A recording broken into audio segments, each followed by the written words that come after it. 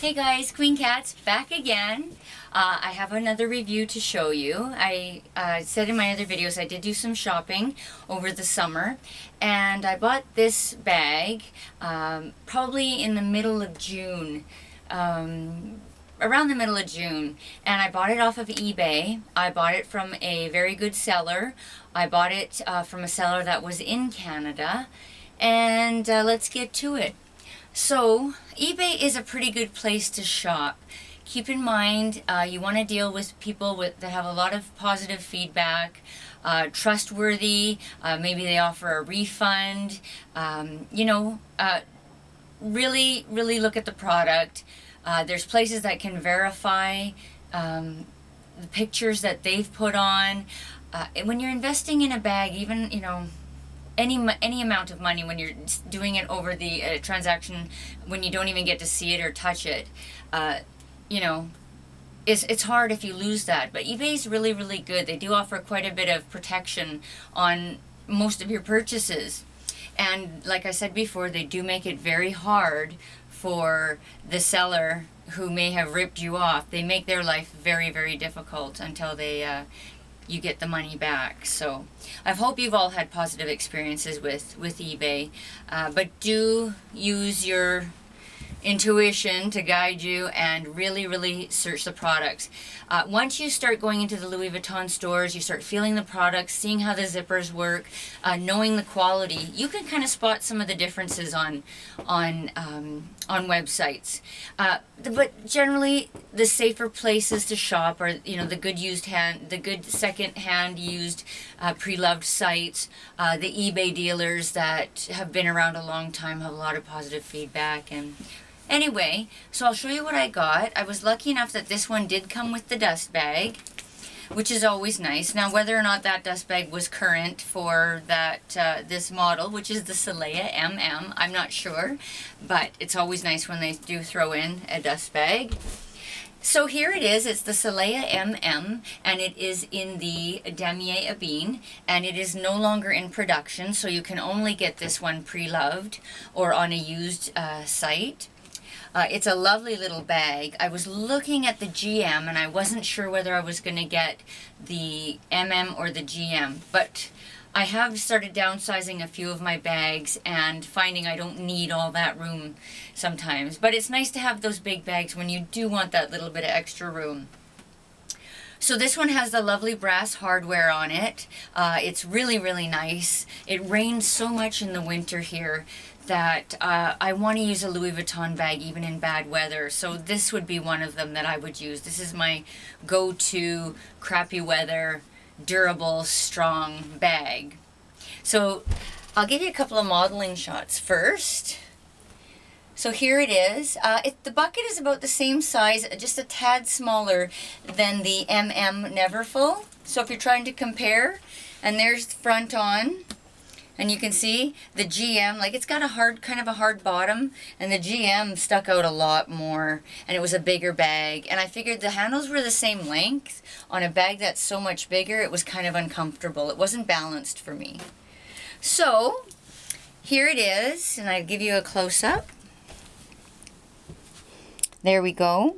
And you can see the hardware all has the Louis Vuitton on it, which is something you want to make really sure of when you're purchasing, that all of your hardware has the correct kind of Louis Vuitton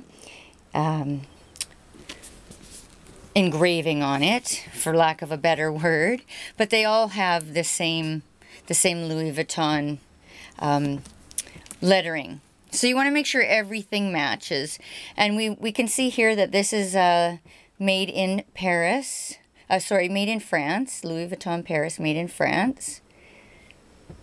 And I like it when these are kind of straight. So I'm always kind of clipping them. Some people put a little cloth in between, and they just pop a little clothespin in there to keep these down. Otherwise they curl up. And you don't really have too much of a problem with the darker leather, but with the monogram, the Vachetta leather, you do have a lot more problems with it curling up. But that's just the way the natural way the leather wants to go as it ages.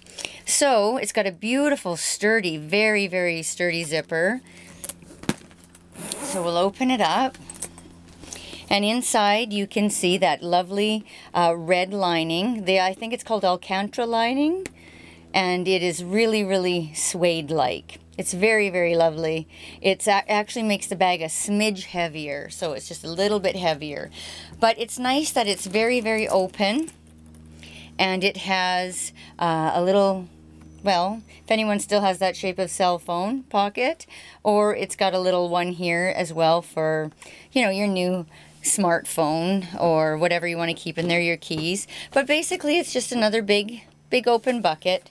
And you can see right on here, you can see the tab, and that one is for hanging my little, like in my last video I showed you my little keychain I've got, that Louis Vuitton keychain, the really long one, and I hook it into this, and then I hook it to my keys, and I just find my keys instantly no matter where it is.